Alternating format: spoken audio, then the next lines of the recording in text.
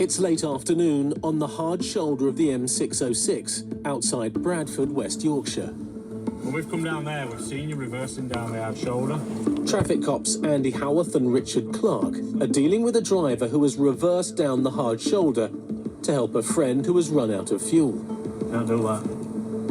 On average, it's 11 minutes before someone on the hard shoulder is hit by another vehicle. If that vehicle reverses across the slip road entrance and somebody hasn't noticed, that's a 70, 80 mile an hour impact. You're not just going to walk away with that with a cut and a bruise. Whose car is it, mate? What's he doing? Walking on that side. I'll go and have a word before he gets killed. Come away from edge. Yeah, you just walked through there. How close are you? Right, come here. Just stand there. Come here. How close were you to that car? Pretty close, that, didn't That? Yeah, I didn't At 70 mile an hour? Yeah, I should have gone. It might sting a bit. Beggars belief, I don't understand what was going through people's mind. But as Andy is giving the driver a ticket, a call comes in.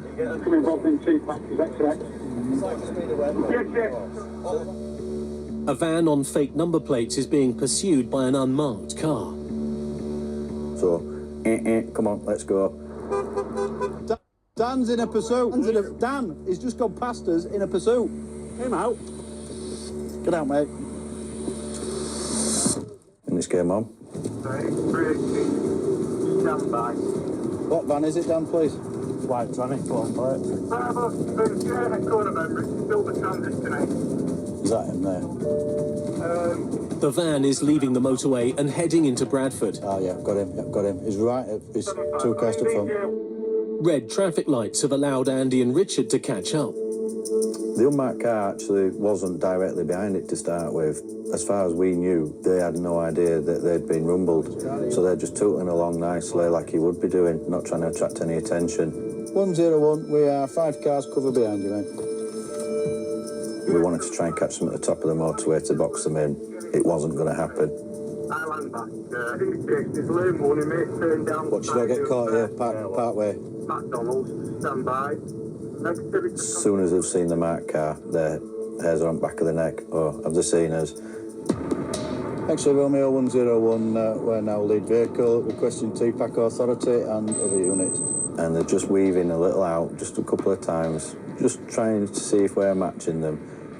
We're playing it cool. It's a game of cat and mouse. Who's going to blink first? Passing Yorkshire Building Society. Speed is 50 mile per hour. Watch you don't bail down. There's a turning on left. You might dive left. You might dive left into the park. He has. He's locked up. 102. Vehicles failing to stop off Sangster Way. Can we have X-ray 99, please, and other units? The van driver is heading in an unexpected direction. We're going into the cemetery.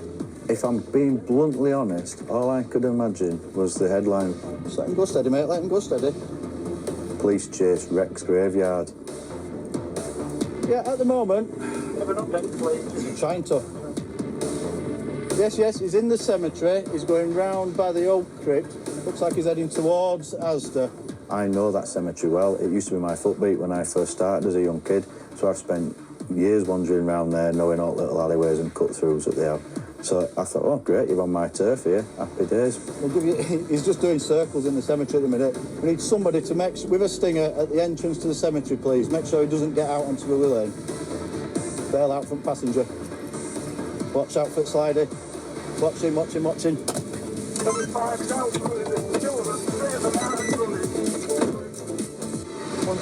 Vehicles failing to stop. We're going into the cemetery off Sangster Way. In Bradford, traffic cops Andy Howarth and Richard Clark chased a van on false number plates from the hard shoulder of the M606. Yes, he's in the cemetery. He's going round by the old crypt. Into a cemetery. Bail out front passenger. Watch out for the slidey. Having abandoned the vehicle, the driver and his passengers have jumped over a fence and are heading towards a supermarket. I must admit, when I looked, I thought, well, that's 2 getting away, then we'll get other cars to go pick them up in Asda, because I didn't think I'd better get over that. Extra Romeo, no. I can see There's two lads, and one of them's taking his top off. And it is a big place, it's a massive supermarket. And a very helpful member of the public said, two lads gone right, mate, in the self-serve checkouts. The two suspects are doing their best to blend in with other shoppers. They did stand out a bit because they're mucky, they're sweaty, they're out of breath, they're buying a Kit Kat with a £50 note each. It's not the sort of normal behaviour you expect. So I just clocked them out at the corner of my eye and thought, well, they're not going anywhere because they're penned in. So I just walked past them. Other lads thinking, oh, he's got one, I'll keep quiet, and I got him as well. Andy's bagged his suspects, and now other shoppers are taking an interest. I looked up and I saw this man mountain of a bloke, and I just thought, oh, please be on my side, please don't want to help them. And he just smiled and says, do you want to help, mate? I says, just stay there, mate. And these lads also looked as well and thought, there's two of them now and he's a lot bigger than either of us. So, yeah, they just gave up until the rest of the troops come and help me get rid of him. Back at the van, Richard Clark discovers the most likely reason for the driver and passengers trying to get away. Full of power tools. Full of power tools. Right, that van's stolen from Bury, over in Greater Manchester. So they're going to be arrested on that offence as well. 101. I don't know which two you've got, Andy, but one had grey trackies on with like a blue wide band stripe across the top. Grey tracky bottoms, grey top, matching trackies, but it had a blue, dark blue navy stripe across the back. With two suspects arrested, Andy returns to the cemetery. I'm going down with Steph in car with prisoner, or one of them. Blake and Bobo's got t'other. They had a bit of a shock when I dived on them, as did all members at public buying the tea. But yeah, good result. I must admit, I had a big smile on my face for the rest of that day. I'm not known for my foot chases, it has to be said. I only chase people that owe me money. Cemetery is going round by the oak tree. The two men caught in Asda after the chase through a cemetery are still under investigation.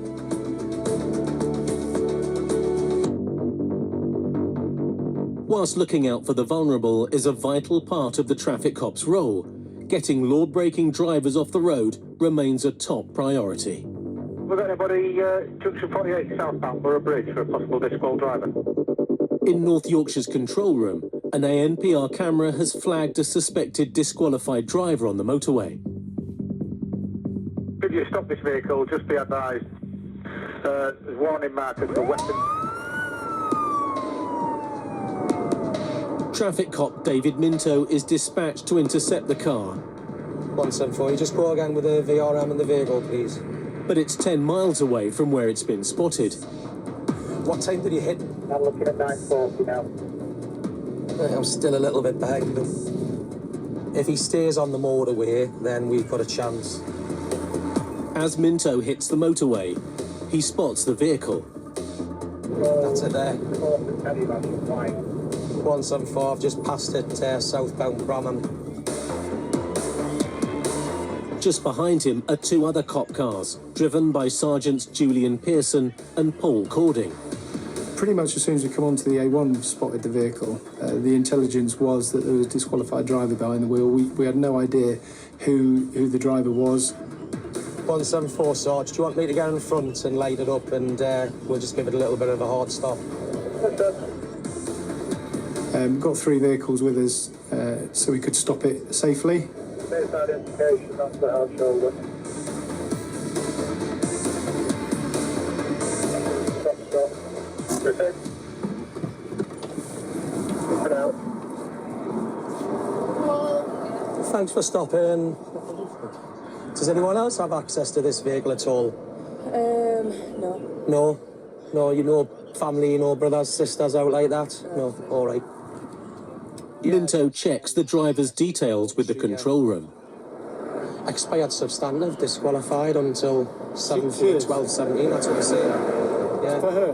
For her, yeah. Give her the good news, innit? What was it? I'll just caution you, don't have to say anything harm or offence if you do not mention now something which later on in court, anything you do say may be given in evidence. Have you got a driving licence? No. No? Why you not got a driving licence? Yeah, I got banned. You got banned? All right, okay. So you're disqualified? Yeah. Yeah, so you're driving in the belief that you're disqualified. You know that you're disqualified. All right. Have you ever done this before? No? So what did you get banned for? Drink driving. Drink driving, yeah? And when was that? Just before Christmas. Just before Christmas, okay. Because you're disqualified, automatically means you're not insured as well, all right? Okay. So we'll deal with you for the disqualification at the roadside. Unfortunately, the vehicle has to be taken away, all right? How am I going to get back? You can get it back when you can... No, I mean, how am I going to get back home? How will you get back home? To ring somebody to... You're probably going to have to ring a friend or a family member and get them to come and call a few favours in. Driving while disqualified is not the only thing that's bothering the traffic cops. What you got in your car, what's that? The car is piled up with gym equipment. It's almost on the front windscreen. It's not secured at all. That's with one hand. If the force of braking, that's just going to go...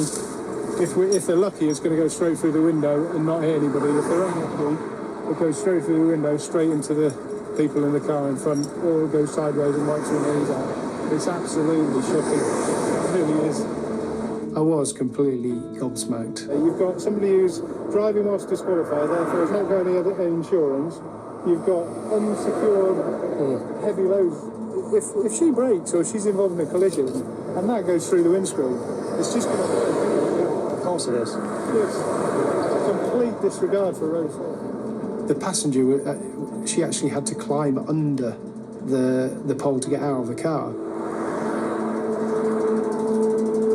So yeah, that was a really good disqualified driver off the road, uninsured vehicle, and the load that was in there could have caused some serious harm.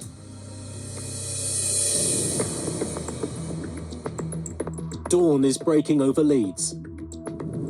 Yeah, we'll have a look out for that. How long ago did that happen?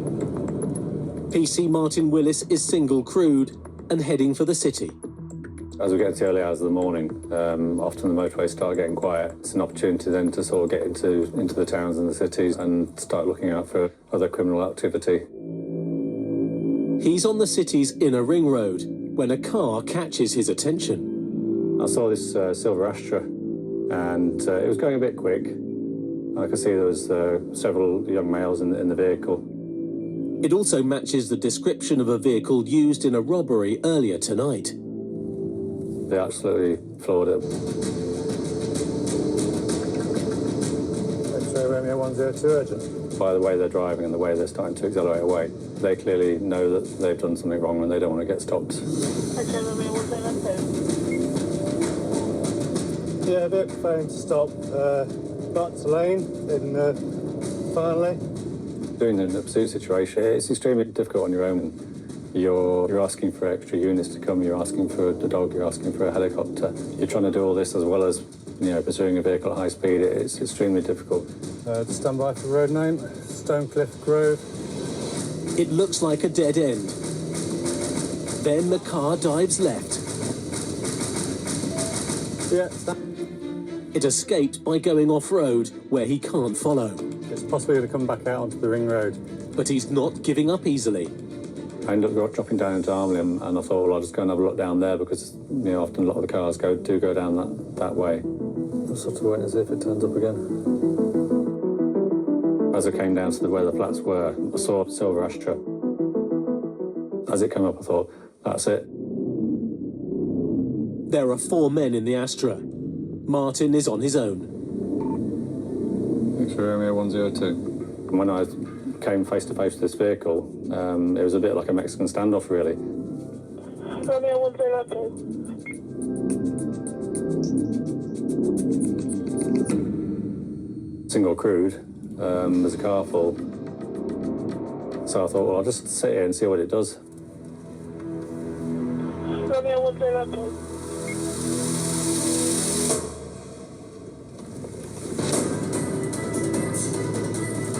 Astra's on standby.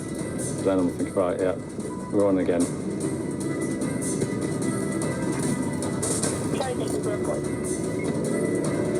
Yeah, I'm behind that ashtray again now, on the Town Street. Is it going to stop? Yes, it's going to interrupt. X-ray Romeo 102 urgent. Vehicle phone stop on Town Street, Armley. As Martin requests urgent backup, Left, Wortley Road. Stand by. Left. the Astra heads down another cul-de-sac. Yeah, it's gone off road. Once they go off road, we have to abort the pursuit. This time they've got away. But the cops believe they'll always have another chance to bag them.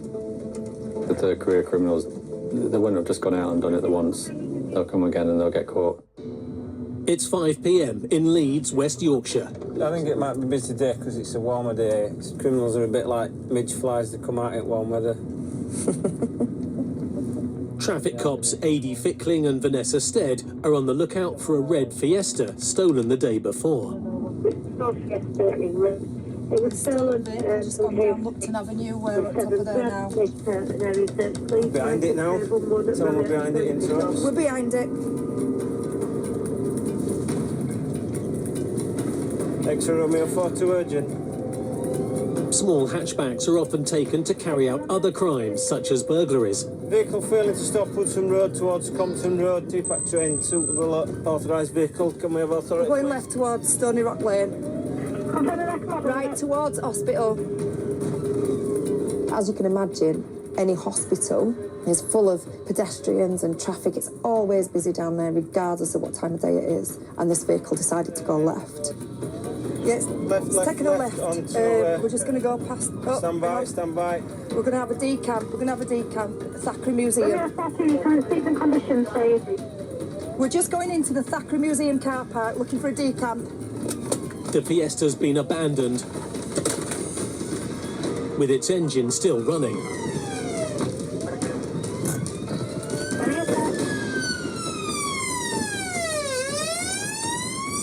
Yeah, we're running through hospital grounds. The two young men fleeing from the car have split up. Adi goes after the driver, while Vanessa chases down the passenger. Stay where you are. Hand up.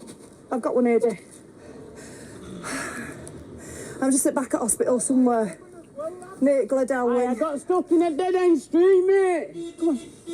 So, at this moment in time, you're under arrest on suspicion of theft of motor vehicle. All right? Vanessa's prisoner will be taken into custody. But the driver got away from Adi. Yeah, he's gone down there, he's gone over a wall, and then he's dropped down. Yeah, so I can go around. He's gone into hospital grounds itself.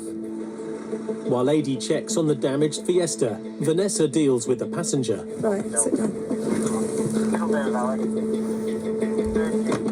Dropped something, did the driver. And he thought about stopping to pick it up, but thought better of it and kept running. And it's his phone. So we'll seize that. There we go. Mobile phone.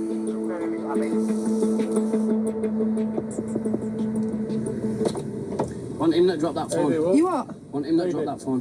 What it? The passenger says the mobile phone is his. I just bought it off someone. You just bought it? Yeah, Right, okay. All right. Right, let's go book this happy gentleman in, eh? I didn't even know the driving it. I was walking through a street, seen someone with a bit of music on, asked for a lift, because I started speaking to that driver. I want to know it was stolen. You almost sound like you've told us that one before. Funny thing is, never been locked up for such a thing like this. Never been locked up for burglary, nothing. It's first time for everything, though, isn't there? You won't get me on no burglary charge. We take the passenger back to the police station and he gets booked into custody. He's here on suspicion of theft of motor vehicle. There's a phone that was dropped. He says it's his. He continues to tell us that he didn't know the car was stolen and that he got a lift from somebody he doesn't know. What about a phone call then? Am I allowed? Eventually that turns into it was an acquaintance, somebody I don't know very well. Nate Gladwell. I got stuck in a dead-end street, mate. But still wasn't willing to say who it was. We then need to go back and do as much investigation as we can to try and find out who the other person was. Vanessa and Adi may need more evidence to prove their suspect was up to no good. She's got a lot of